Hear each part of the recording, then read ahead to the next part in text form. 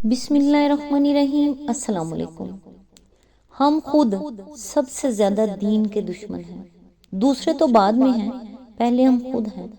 سب سے زیادہ دین پہ سوال ہم کرتے ہیں، سب سے زیادہ فرقوں کی لڑائیوں میں ہم آگے ہیں۔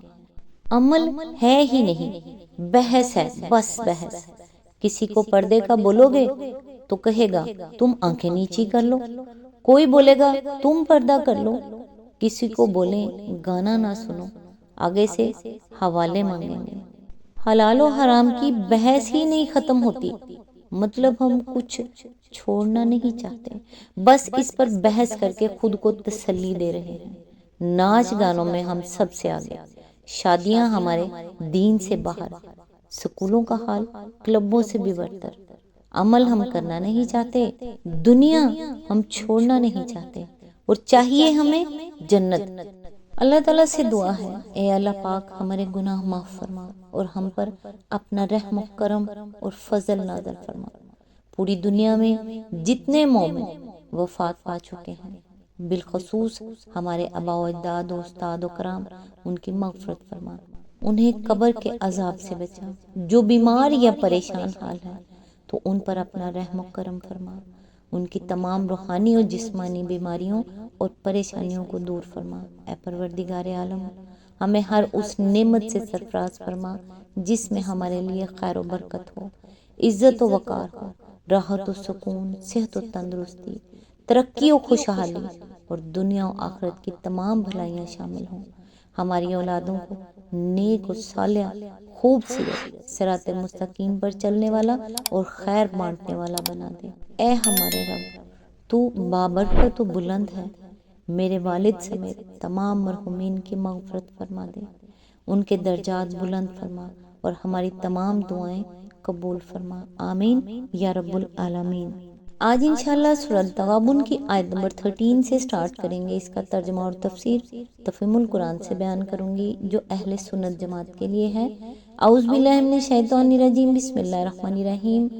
اللہ وہ ہے جس کے سوا کوئی خدا نہیں، لہٰذا ایمان لانے والوں کو اللہ ہی پر بھروسہ رکھنا چاہیے۔ اس کی تفسیر ہے، یعنی خدائی کے سارے اختیارات تنہا اللہ تعالیٰ کے ہاتھ میں ہیں، کوئی دوسرا سرے سے یہ اختیار رکھتا ہی نہیں کہ تمہاری اچھی یا بری تقدیر بنا سکے۔ اچھا وقت آ سکتا ہے تو اسی کے لائے آ سکتا ہے، اور برا وقت ٹل سکتا ہے تو اسی کے ٹالے ڈال سکتا ہے۔ لہٰذا جو شخص سچے دل سے اللہ کو خدائے واحد مانتا ہو، اس کے لیے اس کے سوا سرے سے کوئی راستہ ہی نہیں ہے کہ وہ اللہ پر بھروسہ رکھے، اور دنیا میں ایک مومن کی حیثیت سے اپنا فرض اس یقین کے ساتھ انجام دیتا چلا جائے کہ خیر بہرحال اسی راہ میں ہے جس کی طرف اللہ نے رہنمائی فرمائی ہے۔ اس راہ میں کامیابی نصیب ہوگی تو اللہ ہی کی مدد اور تائید و توفیق سے ہوگی، کوئی دوسری طاقت مدد کرنے والی نہیں ہے۔ اور اس راہ میں اگر مشکلات و مصائب اور خطرات مہالک سے سابقہ پیش آئے گا تو ان سے بھی وہی بچائے گا، کوئی دوسرا بچانے والا نہیں ہے۔ آیت نمبر 14۔ اے لوگو جو ایمان لائے ہو، تمہاری بیویوں اور تمہاری اولاد میں سے بعض تمہارے دشمن ہیں، ان سے ہوشیار رہو، اور اگر تم عفو درگزر سے کام لو اور معاف کر دو تو اللہ غفور الرحیم ہے۔ اس کی تفسیر ہے، اس آیت کے دو مفہوم ہیں۔ ایک مفہوم کے لحاظ سے اس کا اطلاق ان بہت سی مشکلات پر ہوتا ہے جو خدا کی راہ پر چلنے میں بکثرت اہل ایمان مردوں کو اپنی بیویوں سے اور عورتوں کو اپنے شوہروں سے اور والدین کو اپنی اولاد سے پیش آتی ہیں۔ دنیا میں کم ہی ایسا ہوتا ہے کہ ایک مرد کو ایسی بیوی اور ایک عورت کو ایسا شوہر ملے جو ایمان اور راست روی میں پوری طرح ایک دوسرے کے رفیق و مددگار ہوں، اور پھر دونوں کو اولاد بھی ویسی میسر ہو جو عقیدہ، عمل اور اخلاق و کردار کے اعتبار سے ان کے لیے آنکھوں کی ٹھنڈک بنے۔ ورنہ بالعموم ہوتا یہ ہے کہ شوہر اگر نیک اور ایماندار ہے تو بیوی اور اولاد اسے ایسی ملتی ہے جو اس کی دیانت و امانت اور راست بازی کو اپنے حق میں بدقسمتی سمجھتی ہے، اور یہ چاہتی ہے کہ شوہر اور باپ ان کی خاطر جہنم مول لے لیں۔ اور ان کے لیے حرام و حلال کی تمیز چھوڑ کر ہر طریقے سے عیش و طرب اور فسق و فجور کے سامان فراہم کرے۔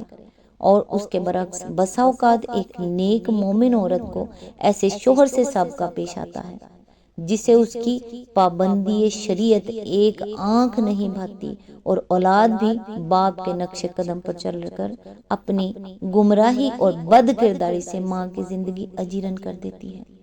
پھر خصوصیت کے ساتھ جب کفر و دین کی کشمکش میں ایک انسان کے ایمان کا تقاضا یہ ہوتا ہے کہ اللہ اور اس کے دین کی خاطر نقصانات برداشت کرے، طرح طرح کے خطرات مول لے لے، ملک چھوڑ کر ہجرت کر جائے یا جہاد میں جا کر اپنی جان تک جوکھوں میں ڈال دے، تو سب سے پہلے سب سے بڑھ کر اس کی راہ میں اس کے اہل و عیال ہی رکاوٹ بنتے ہیں۔ دوسرے مفہوم کا تعلق ان مخصوص حالات سے ہے جو ان آیات کے نزول کے زمانے میں بکثرت مسلمانوں کو پیش آ رہے تھے اور آج بھی ہر اس شخص کو پیش آتے ہیں جو کسی غیر مسلم معاشرے میں اسلام قبول کرتا ہے۔ اس وقت مکہ معظمہ میں اور عرب کے دوسرے حصوں میں عموماً یہ صورت پیش آتی تھی کہ ایک مرد ایمان لے آیا ہے مگر بیوی بچے نہ صرف اسلام قبول کرنے کے لیے تیار نہیں ہیں بلکہ خود اس کو اسلام سے پھیر دینے کے لیے کوشاں ہیں، اور ایسے ہی حالات سے ان خواتین کو سابقہ پیش آتا تھا جو اپنے خاندان میں اکیلی اسلام قبول کرتی تھی۔ یہ دونوں قسم کے حالات جن اہل ایمان کو درپیش ہوں انہیں خطاب کرتے ہوئے 3 باتیں فرمائی گئی ہیں۔ سب سے پہلے انہیں خبردار کیا گیا ہے کہ دنیاوی رشتے کے لحاظ سے اگرچہ یہ لوگ وہ ہیں جو انسان کو سب سے زیادہ عزیز ہوتے ہیں، لیکن دین کے لحاظ سے یہ تمہارے دشمن ہیں۔ یہ دشمنی خواہ اس حیثیت سے ہو کہ وہ تمہیں نیکی سے روکتے اور بدی کی طرف مائل کرتے ہوں، یا اس حیثیت سے کہ وہ تمہیں ایمان سے روکتے اور کفر کی طرف کھینچتے ہوں، یا اس حیثیت سے کہ ان کی ہمدردیاں کفار کے ساتھ ہوں اور تمہارے ذریعے سے اگر کوئی بات بھی مسلمانوں کے جنگی رازوں کے متعلق ان کے علم میں آ جائے تو اسے اسلام کے دشمنوں تک پہنچا دیتے ہوں۔ اس سے دشمنی کی نوعیت اور کیفیت میں تو فرق ہو سکتا ہے، لیکن بہرحال یہ ہے دشمنی ہی، اور اگر تمہیں ایمان عزیز ہو تو اس لحاظ سے تمہیں ان کو دشمن ہی سمجھنا چاہیے۔ ان کی محبت میں گرفتار ہو کر کبھی اس بات کو نہ بھولنا چاہیے کہ تمہارے اور ان کے درمیان ایمان و کفر یا طاعت اور معصیت کی دیوار حائل ہے۔ اس کے بعد فرمایا گیا کہ ان سے ہوشیار رہو، یعنی ان کی دنیا بنانے کے لیے اپنی عاقبت برباد نہ کر لو۔ ان کی محبت کو کبھی اپنے دل میں اس حد تک نہ بڑھنے دو کہ وہ اللہ اور رسول کے ساتھ تمہارے تعلق اور اسلام کے ساتھ تمہاری وفاداری میں حائل ہو جائیں۔ ان پر کبھی اتنا اعتماد نہ کرو کہ تمہاری بے احتیاطی سے مسلمانوں کی جماعت کے اسرار انہیں معلوم ہو جائیں اور وہ دشمنوں تک پہنچیں۔ یہ وہی بات ہے جس سے رسول اللہ صلی اللہ علیہ وآلہ وسلم نے ایک حدیث میں مسلمانوں کو خبردار کیا ہے کہ ایک شخص قیامت کے روز لایا جائے گا اور کہا جائے گا کہ اس کے بال بچے اس کی ساری نیکیاں کھا گئے۔ آخر میں فرمایا گیا کہ اگر تم عفو درگزر سے کام لو اور معاف کر دو تو اللہ غفور الرحیم ہے۔ اس کا مطلب یہ ہے کہ ان کی دشمنی سے تمہیں صرف اس لیے آگاہ کیا جا رہا ہے کہ تم ان سے ہوشیار رہو اور اپنے دین کو ان سے بچانے کی فکر کرو۔ اس سے آگے بڑھ کر اس تنبیہ کا مقصد ہرگز یہ نہیں ہے کہ بیوی بچوں کو مارنے پیٹنے لگو یا ان کے ساتھ سختی سے پیش آؤ یا ان کے ساتھ تعلقات میں ایسی بدمزگی پیدا کر لو کہ تمہاری اور ان کی گھریلو زندگی عذاب بن کر رہ جائے۔ یہ اس لیے کہ ایسا کرنے کے 2 نقصانات بالکل واضح ہیں۔ ایک یہ کہ اس سے بیوی بچوں کی اصلاح کے دروازے ہمیشہ کے لیے بند ہو جانے کا خطرہ ہے۔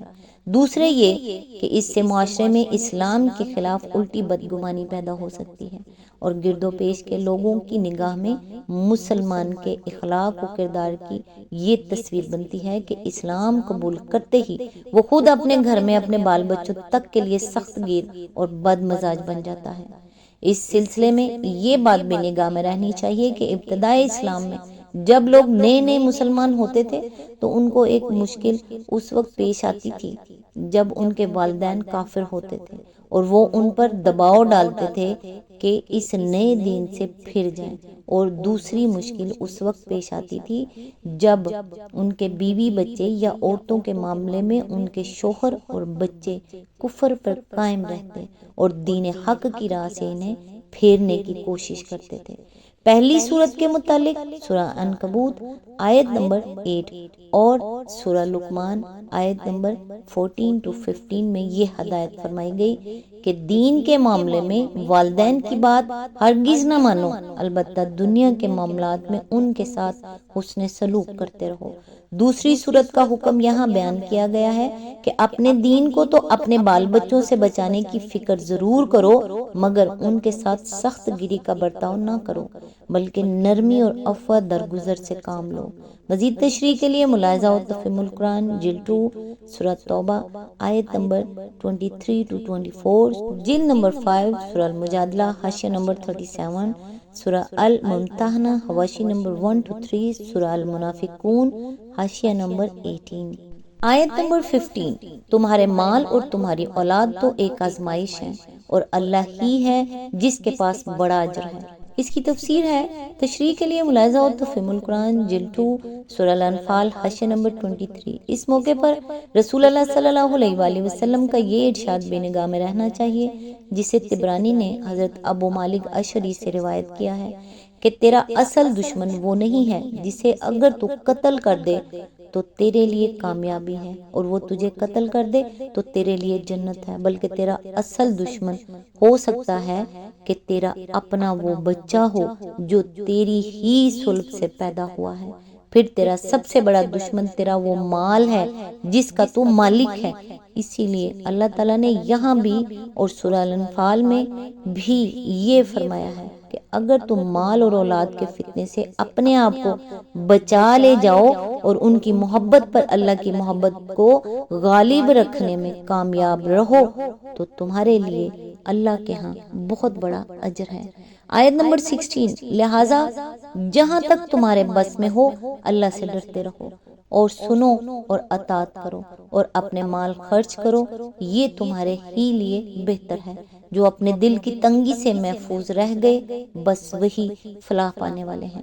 اس کی تفسیر ہے، قرآن مجید میں ایک جگہ فرمایا گیا ہے اتقوا اللہ حق تقاتہ، یعنی اللہ سے ایسا ڈرو جیسا اس سے ڈرنے کا حق ہے، سورہ ال عمران آیت نمبر 102۔ دوسری جگہ فرمایا گیا لا یکلف اللہ نفسا الا وسعها، یعنی اللہ کسی متنفس کو اس کی استطاعت سے زیادہ مکلف قرار نہیں دیتا، سورہ البقرہ آیت نمبر 286۔ اور یہاں فرمایا جا رہا ہے کہ جہاں تک تمہارے بس میں ہو اللہ سے ڈرتے رہو۔ ان تینوں آیتوں کو ملا کر غور کیجئے تو معلوم ہوتا ہے کہ پہلی آیت وہ معیار ہمارے سامنے رکھ دیتی ہے جس تک پہنچنے کی ہر مومن کو کوشش کرنی چاہیے۔ دوسری آیت یہ اصولی بات ہمیں بتاتی ہے کہ کسی شخص سے بھی اس کی استطاعت سے زیادہ کام کرنے کا مطالبہ نہیں کیا گیا ہے، بلکہ اللہ کے دین میں آدمی بس اتنے ہی کا مکلف ہے جس کی وہ مقدرت رکھتا ہے، اور یہ آیت ہر مومن کو ہدایت کرتی ہے کہ وہ اپنی حد تک تقوی کی کوشش میں کوئی کسر نہ اٹھا رکھے، جہاں تک بھی اس کے لیے ممکن ہو اسے اللہ تعالیٰ کے احکام بجا لانے چاہیے اور اس کی نافرمانی سے بچنا چاہیے۔ اس معاملے میں اگر وہ خود تساہل سے کام لے گا تو مواخذے سے نہ بچ سکے گا، البتہ جو چیز اس کی مقدرت سے باہر ہوگی اور اس کا فیصلہ اللہ ہی بہتر کر سکتا ہے کہ کیا چیز کس کی مقدرت سے واقعی باہر تھی، اس کے معاملے میں اس سے باز پرس نہیں کی جائے گی۔ مزید تشریح کے لیے ملاحظہ ہو تفہیم القرآن جلد 5 سورہ الحشر حاشیہ نمبر 19۔ آیت نمبر 17، اگر تم اللہ کو قرض حسنہ دو تو وہ تمہیں کئی گنا بڑھا کر دے گا اور تمہارے قصوروں سے درگزر فرمائے گا، اللہ بڑا قدردان اور بردبار ہے۔ اس کی تفسیر ہے، تشریح کے لیے ملاحظہ و تفہیم القرآن جلد 1 سورہ البقرہ حاشیہ نمبر 267، سورہ المائدہ حاشیہ نمبر 32، جلد 5 سورہ الحدید حاشیہ نمبر 16۔ تشریح کے لیے مزید ملاحظہ ہو تفہیم القرآن جلد 4 سورہ فاطر حواشی نمبر 52 to 59، سورہ شورى حاشیہ نمبر 49۔ آیت نمبر 18، حاضر اور غائب، ہر چیز کو جانتا ہے، زبردست اور دانا ہے۔ سورہ التغابن یہاں مکمل ہوئی۔ نیکسٹ انشاءاللہ سورہ الطلاق کی آیت نمبر 1 سے سٹارٹ کریں گے۔ تب تک کے لیے دعاؤں میں یاد رکھیے گا۔ اللہ حافظ۔